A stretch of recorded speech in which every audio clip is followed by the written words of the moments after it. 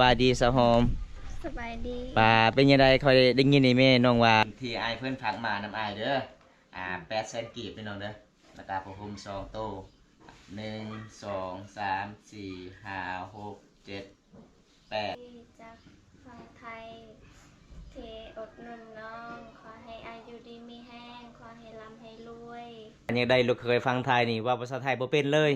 อยากเคยไพ่เสาหันไพ่เสมักโอ้ก็เลยผู้ใดก็บ่มามามักแล้วลูกสาวคนเดียวบ่คนเดียวร้องเพลงบ่อยพอบ่ประมาณเท่าใดกระดอง50 ล้านกีบมันแล้ว50 ล้านกีบแม่น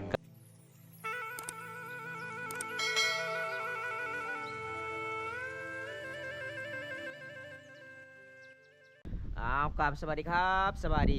พ่อแม่พี่น้องสวัสดีเมื่อสุขุมสุขที่เข้ามาติดตามรับชมเมื่อนี้บอมตากับมีข่าวดีๆเลยทุกคนมีผู้ใหญ่ใจดีจากประเทศไทยให้บอมตาไปสะพานบุญให้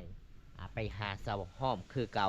ว่ามี FC หลายๆคนถามว่าเป็นยังน้องบอมตาคือบริขึ้นบันสบึกก็คือบอมตากะติดภารกิจหลายเลยทุกคนเลยปกติบอมตากะอยากมาเยี่ยมมายามสาวห้อมบอสาวแวนสาวที่สาวเมียพี่น้องการละลายสาวทุกคนบอมตาก็เคยถ่ายกันเลยบอมตากะสิไปเยี่ยมไปยังคือเก่าพี่น้องก็คือที่บอมตากับบริถ่ายปิดคลิปการถ่ายคือมิติซาเวียนทุกคนบอมตากับมาแจ้งให้ FC ได้รับชมได้รับทราบพี่น้องถามเพราะได้อยากให้บอมตาไปช่วยเหลือก็คือบอมตากับบริหารอีกเด้อทุกคนเลยแต่นี่ต่อไปพี่น้องก็คือน้องๆคนอื่นก็คือบอมตายังหับใดพี่น้องวันนี้ก็มีของไอ้ใหญ่เพิ่นพากมาหาจากประเทศไทยมีผ้าห่มแล้วก็มีเงินสดพี่น้องสวยน้องสาวห้อมคนสวยในหมู่บ้านนี้เพราะว่าน้องก็ยังขาดเคินหลายบ่มีผ้าห่มก็เลยพี่ใหญ่ใจดีก็ติดต่อทางบอมตาให้บอมตาไปสะพานบุญให้ทุกคนเอาเสร็จได้กับไปติดตามมาชมกันหลับพี่น้องมื้อนี้ก็จะได้พอหรือบอน้องสาวหอมทุกคนไปอันนี้ก็สำหรับผ้าห่มในผ้าห่มมาจากประเทศไทยเลยพี่น้องไอ้เพิ่นซื้อมาแต่ประเทศไทยก็เลยมื้อนี้บอมตากาสีไปให้สาวหอมมื้อนี้ก็จะได้พอหรือบอน้องอันนี้ก็เป็นผ้าห่มเพราะว่าใกล้สิฮอดหน้าหนาวก็เลยไอ้ใหญ่เพิ่นก็เป็นห่วงสาวหอมมาผากผ้าห่มงามๆเลยทุกคนสบายดีแม่เฒ่าสบายดีแม่เท่าจะไปจะรางเฮิมโอ้ไปเห็นหุกอีกแล้วบ่สบายคือเก่าบ่ตายังบ่เห็นหุงเลยบ้าโอ้ทุกคนตลอดเนี่ยจั่วตองนี่นายตะโกนเลยเนี่ยดมโอ้ไปหาดอกแคนนะในแม่เนี่ยโอ้ได้เงินหลายบ่ตอนมาก็อีจิอีจ่าแป้งโอ้ขายอะไรอยากซื้อปิ้งนัวโอ้อีพ่อไอแม่อีพ่อไอแม่อยู่เฮือนมื้อนี้เนาะอยู่เฮือนบ่ไอพ่อบ่อยู่เฮือนโอ้ลูกสาวเด้ลูกสาวหากันมาแต่ไสนี่ฮะจุดเจาะตีจุดเจาะตีโอ้ลูกสาวไปหาสัญญาณบนจุดมีสัญญาณโทรศัพท์ทุกคนโอ้สบายดีสาวหอมสบายดีป่าเป็นยังไงคอยได้ยินในแม่น้องว่าน้องบ่สบาย2 มื้อแล้วแม่นบ่อ๋อเป็นหยังน้องฮะปวดหัวบ่เป็นไข้แน่บ่มีเงินซื้อยาบ่น้องแม่นโอ้เพราะว่าใกล้สิฮอดหน้าหนาวเนาะเป็นยังไงน้องอ้อยอะไรสบู่กับบ่มีเอาปลาเจ้าบ่มีเงินจักซื้อเป็นยังไงผ้าห่มมีแล้วบ่น้องบ่มีบ่ป้าคิวเจ้างามแล้วเจ้าแต่งเนาะอันนี้คือสาวหอมคือเก่าไอ้แม่เพิ่นก็อยู่เฮือนอีฟอก็อยู่เฮือนบ่อยู่เฮือนโอ้ได้โทรศัพท์งามเนาะซื้อมาเท่าใดโทรศัพท์นี่น้องเจังโทรศัพท์เตี้ยโทรศัพท์เก่าบ่เจังก็เอาเปิ้นปลาโดยไปสาวหอมขึ้นเฮือนเจ้าก่อนเนาะอันนี้คือสาวหอมคนงามในบ้านสะบึทุกคนอันนี้เป็นเครื่องผู้ใหญ่พากมาน้ำเดี๋ยวไปเอาขึ้นเลยน้องผ้าห่มนี่จะเอาแล้วนะบ่สบายบ่เป็นยังไงงามบ่ผ้าห่มนี่บ่บันส่วนสาวหอมบันส่วนเด้อบันโซ่คือว่าอยู่บ่ผ้าห่มนะเวียนเปล่าเวียนหัวบ่โอ้บ่ได้ไปกวดอยู่ห้องหมอเลยบ่สาวหอมบ่มีเงินไปกวดโอ้น้องมาบ่มีเงินไปกวดเอาขึ้นได้บ่ป้าน้องกะสิได้ผ้าห่มงามเลยทุกคนเลยมาเยี่ยมมายามมื้อใดอีเมเพื่อนต้องเอาน้ำกินเด้เห็นบอกเคสนบอสนี่เวลาเฮาขึ้นสายเขาเจ้าต้องเกียมไว้ตอนรับแขกก็คือน้ำสางที่เขาเจ้าเคยไปตักพี่น้องวันนี้กะได้พ่ออีพอเพิ่นแล้วก็อีเมกับสาวหอมสบายดีเด้อพ่อเฒ่าเจ้าสบายดีโอ้แล้วระบ่ทางให้ย่างเนาะแม่นโอ้เป็นยังไงช่วงนี้ใกล้สิฮอดหน้าหนาวลูกสาวว่าบ่สบายแม่รีบ่เฒ่าแม่นโอ้บ่สบายจักมือแล้ว3-4 มื้อแล้ว3-4 มื้อแล้วแม่นบ่มีเงินไปกวดเลยบ่บ่โอ้ นี่ล่ะทุกคนชุมพอมาเยี่ยมมายามน้องเพิ่นมื้อนี้น่ะสิเงาๆในหนึ่งได้แม่นเจ้าเงาได้ผ้าห่มบ่ เอาพี่น้องมื้อนี้ก็มาเยี่ยมมายามน้องคือเก่ามี FC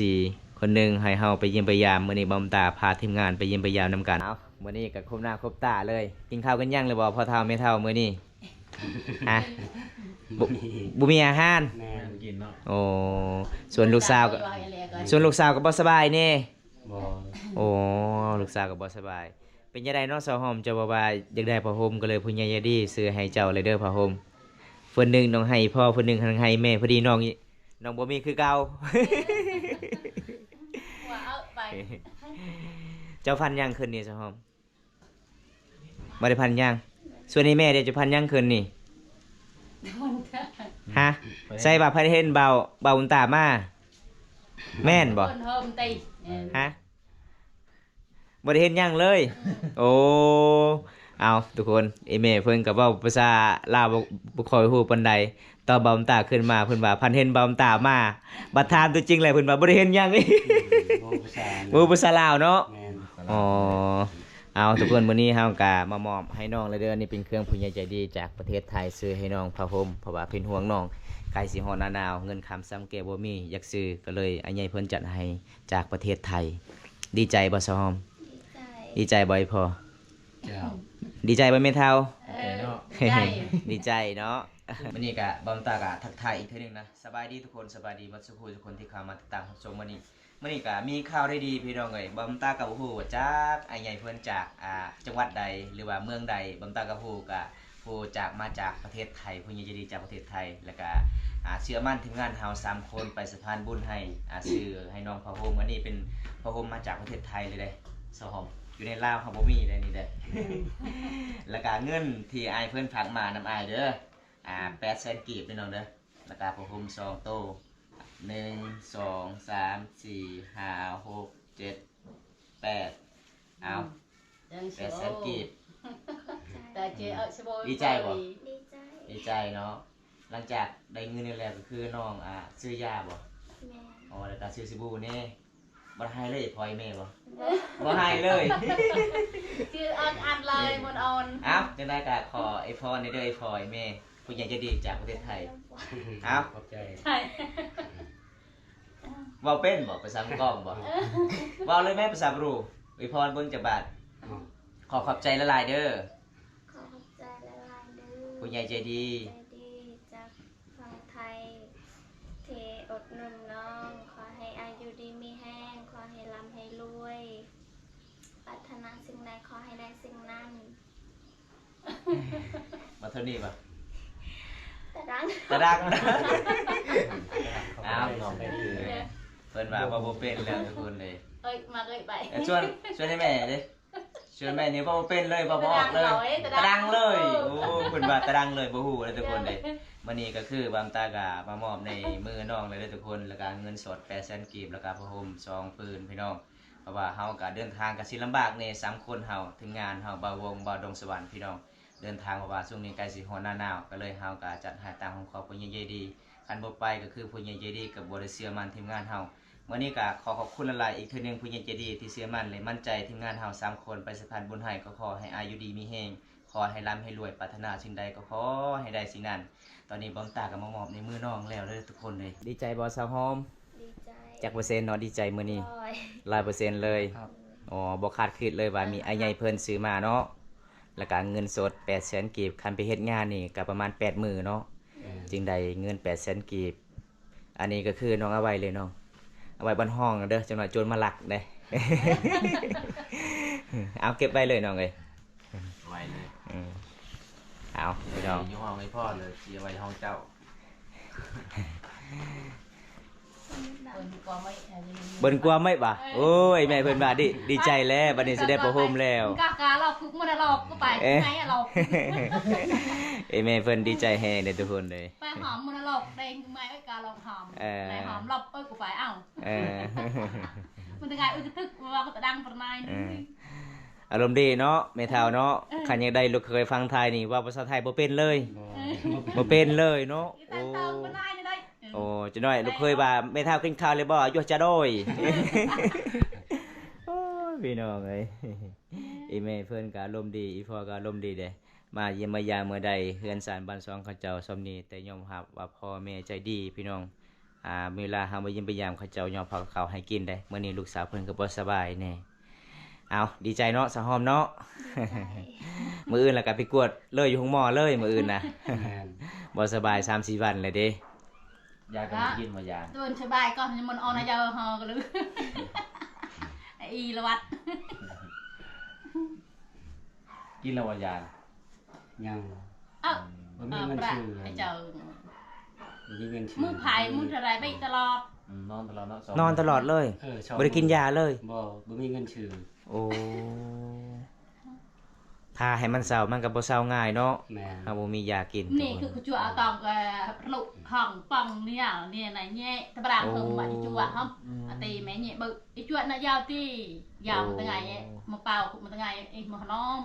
โดยโดย ไอ้จ่าแปงก็ หาเงินหน่อยไหมเนาะหาดอกแคม เอาละแค่ตำป่าตำดอกโอ้ โลเท่าได้เขาซื้อผิดอ่ะ แต่ตะบนจิอย่าว่าไอ้มาเลย อ๋อ ขายดิบก็โล 3,000 ขายแห้งเด้ ขายแห้ง15,000 โอ้ ไปปก มื้อหนึงนี่ได้จักโลไม่เท่า นั่งมาเลยไอ้ถึงเปล่าก็ตะบนวันน่ะแต่อย่าว่า โลกับประจักษ์โลอีกเนาะ จักกิโลอีกกิโลก็บ่เห็นเด้อีแม่เพิ่นบ่เห็นหุ่งเด้แต่เวลาขายแค่ดอกแคม10โลก็ว่า2โลเอาเลย เอ็ดมาเคย ถ้าไปขายนี่สิให้สะห้อมแล้วสิให้พ่อไปขาย ตออันเละละถอยจิบถอยตามเราไปเจอเลย ระวังได้คันเจ้าให้พัวไปขายนี่ดอกแคมเจ้า10ปลายโลพัวว่า8โลก็เอาเออ อันนั้นชื่อเราแน่ เน่เห็นบ่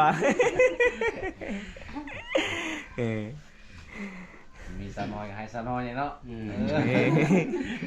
อันออนมาเลยเอ็ดมาก็ปานมาไหนไป ทางบูหน่อยไหมเนาะ กำลังเพิ่ม ทางบูแล้วก็ทางบูหุ่งนะทุกคน มามื้อนี้ลูกสาวแม่อยู่เฮือนคือเก่าเนาะคิดว่าเอาพัวแล้ว อย่าบ่มีไผมักเลย บ่ โอ้ เอาไอ้บัก ลูกสาวลาเขาดองแพงเด้ก็เลยผู้ใดก็บ่กล้าเอา แต่ว่าอันนั้นเขาเห็นทุกอย่างเขาไผสิเอาหันไผสิมัก โอ้เห็นว่าเฮายากจนก็เลยผู้ใดก็บ่มัก บ่มักแล้ว โอ้คันทา คันเขาเอาถือว่าบางเทื่อเขาคิดว่าเรียกอีพ่อเรียกอีแม่ นั่นเขาคิดนะ อ๋อลูกสาวลาเนาะ แม่ ลูกสาวคนเดียวบ่ คนเดียว โอ้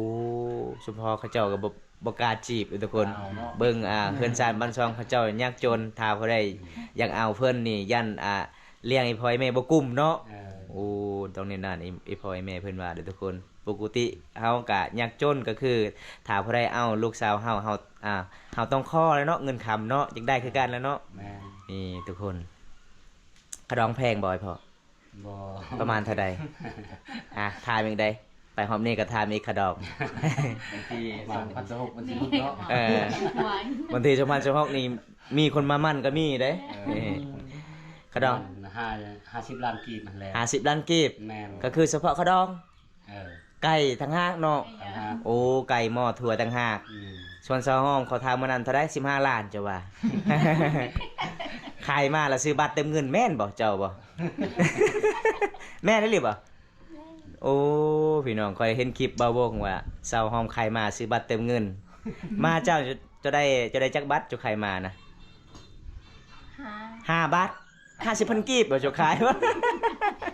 ป้าเสียดายเด้มาของซาวหอมนี่มื้อนั้นก็บ่มเตาสิซื้อให้น้องสิซื้อซอยน้อง100,000โลด เอาหยอกน้องทุกคนเลยอีฟอเพิ่นก็หยอกได้ม่วนได้ไปแต่ม่วนเด้อทุกคนจากมาลินแม่แอนแล้วก็คืออีฟออีเมของเพิ่นสิย่อผ้าขาวเด้อทุกคนแม่นยังอันนี้แม่เฒ่าแม่นยังอันนี้บ่ บัว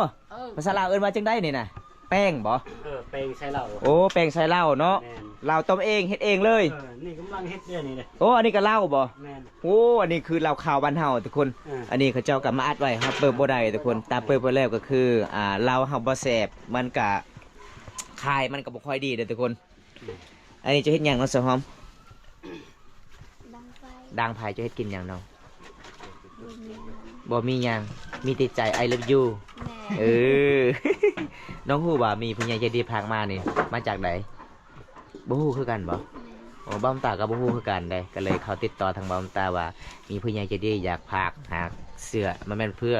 มันเสื้ออยากฝากผ้าห่มให้สาวหอมก็เลยบำตากันยินดีต้อนรับเสมอกับทีมงานเฮาปกติเฮากะสิออกจากเมืองสิโปนเนาะ แม่น แต่เฮากะจัดให้ตามคำขอไอ้เพิ่นก็เลยเดินทางมาหลายกิโลไปหาเจ้าได้น้องเลย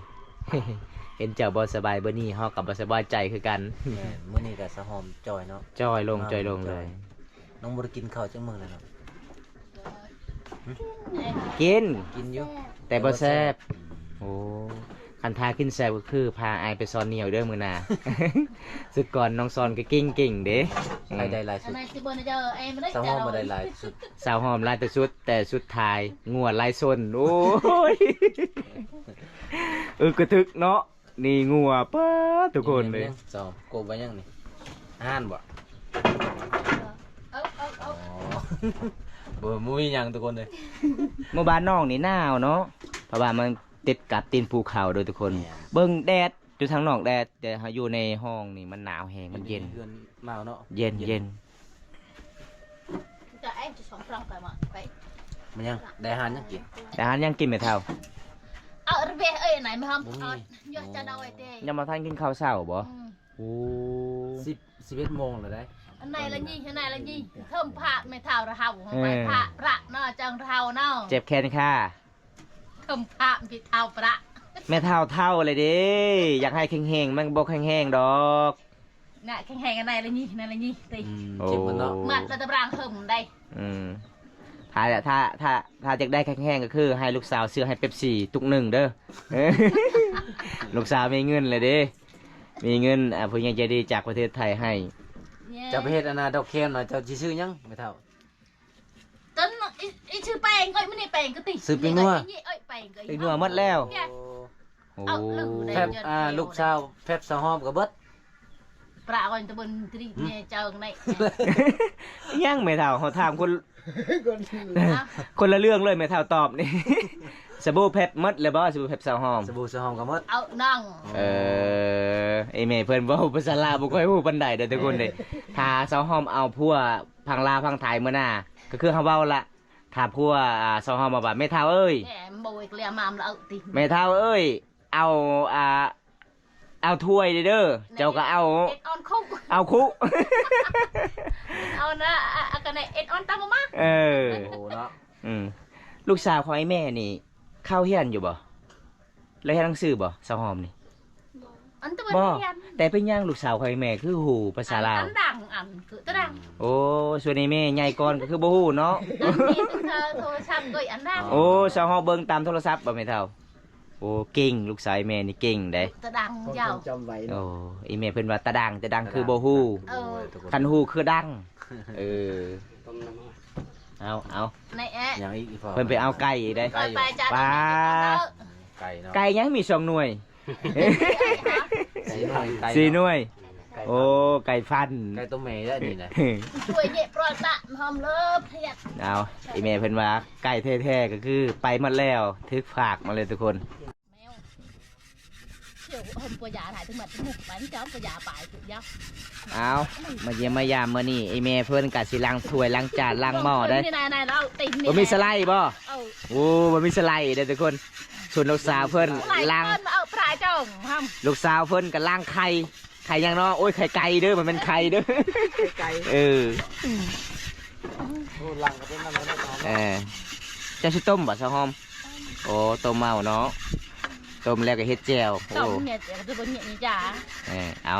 ทำทอดเนี่ยทิ้งไว้หมดนะ เดี๋ยว อันนี้ล่ะพี่น้องวิถีชีวิตสาวลาวเขตชนบทเวลามายิ้มมายามเขาเจ้าก็ต้อนรับเป็นอย่างดีเลยบอกทุกคน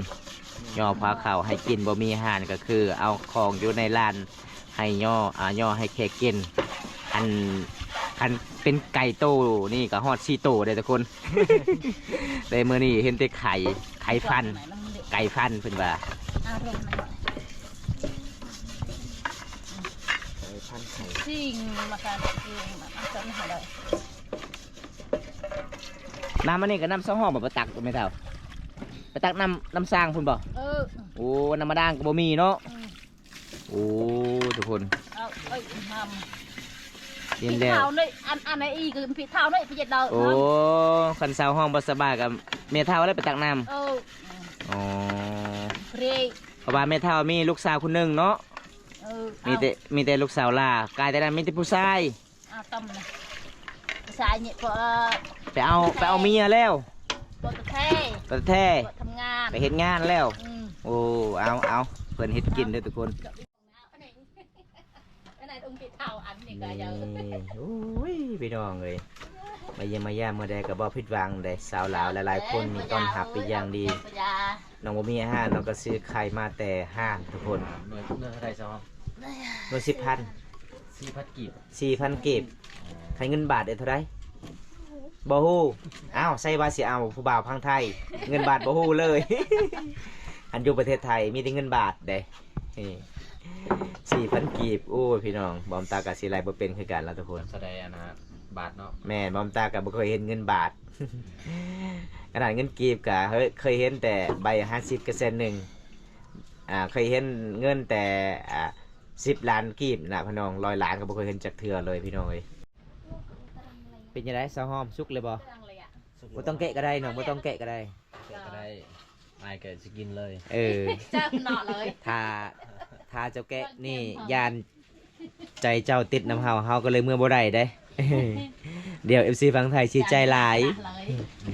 อยากสาวหอมเด้อทุกคนเลยน้องกะ เป็นยังเป็ดก็เอาโลดนี่ เว้าแจ้งโลดอันนี้ นี่เห็นบ่อีฟ้าเพิ่นก็ใจดีอีหลีได้ทุกคน ไหนก็เอาโลด เอาเลยเพิ่นว่า เพราะว่าทางบ้านวงอันนั้นบ่าววงนี่ถือว่าคอยบ่ให้อันนี้ เป็นหยัง บ่อันนั้นถือว่า พี่น้องกันแท้ น้องกัน ๆโอ้เอาบ่ได้เนาะ เพราะว่าบางไทยเนี่ยเอาได้เนาะ ได้ เออ พอเพิ่นก็ใจดีแต่ทุกคนมักหยอกมักหัว เป็นตะม่วนเนาะ แม่นคืออีแม่คือกันเลยกับอีแม่ นี่ มาแล้วอาหาร มาแล้ว โอ้ยพี่น้องเอ้ยยอมรับว่าใจดีเด้อพี่น้องสาวลาวเด้มีไก่สีโตเนาะ ไก่บ่มีหัว เออ เอามีน้ำ กินข้าวน้ำกัน เอิ้น FC นี่เด้อกินข้าวกินน้ มากินข้าวนำกันเด้อ FC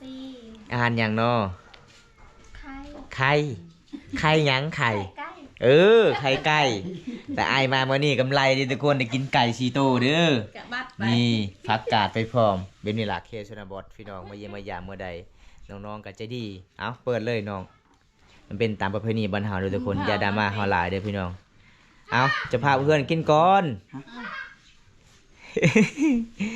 เอาไอ้พลอยแม่กินข้าวนํกันเด้อ กินโลด กินแล้วบ่โอ้พี่น้องก็คือเขตชนบทนะทุกคนบอมตามมาเขตชนบทนี่สังเกตลังเบิ้งนี่เจ้าภาพเพื่อนนี่กินตำลังเลยให้แขกกินก่อนเลยทุกคนเลยหลังจากแขกกินแล้วก็คือเจ้าภาพเพื่อนกินตำลังถ้าแขกกินเบิดก็คือเจ้าภาพเพื่อนกินติแจวอย่างเดียว เอามาเลยกินเลยสาวหอมกินนิบอิ่มเด้อ ตั้งขาเด้อ อันนี้ค่ะ จ่วยเลยนี่แหละเอาละเอาทุกคนหลังจากเขาจำเขาผ่ายแล้วก็คือให้น้องย่อได้เอาไว้เลยพี่น้องประเพณีสมภารมังกรตัวแบบนี้ ตอนนี้ก็กินข้าวเรียบร้อยแล้วทุกคน ให้เวทมังกรเขาเอา หรือแหวติดเขาใหญ่เนาะเอาสาวห้อมไม่พลอยแม่ตัวนี้เขากลับกันเด้อมื่อนี้ขอขอบใจหลายที่ย่อพาเขาสู่ทีมงานเขากินมื่อนี้ลูกกับบุมีหยังหลายมาเยี่ยมมายามมีแต่ภาคน้ำจิตน้ำใจจากผู้ใหญ่ใจดีประเทศไทยมื่อนี้เขากับไปสะพานบุญเขากับดีใจนำน้องหลายๆขอให้น้องสาวไวๆได้น้องเด้อเป็นไข่เด้อ โอกาสหน้าถ้าไอ้เพื่อนอยากมาเยี่ยมมายามกับมาได้เนาะ มาได้กับมีไก่อีกชีโตอีกมากิน เอาทุกคนบอมตากะสีกลับบ้านก่อนทุกคนเลยถ้าไปรับชมคลิปนี้แล้วก็อย่าลืมพากกดไลค์กดแชร์กดติดตามพากเป็นกำลังใจให้บอมตาเฮ็ดคลิปตอนต่อไปคลิปหน้าผู้พอกันไหมขอกล่าวคำว่าสบายดีบ๊ายบายเด้อบ๊ายบาย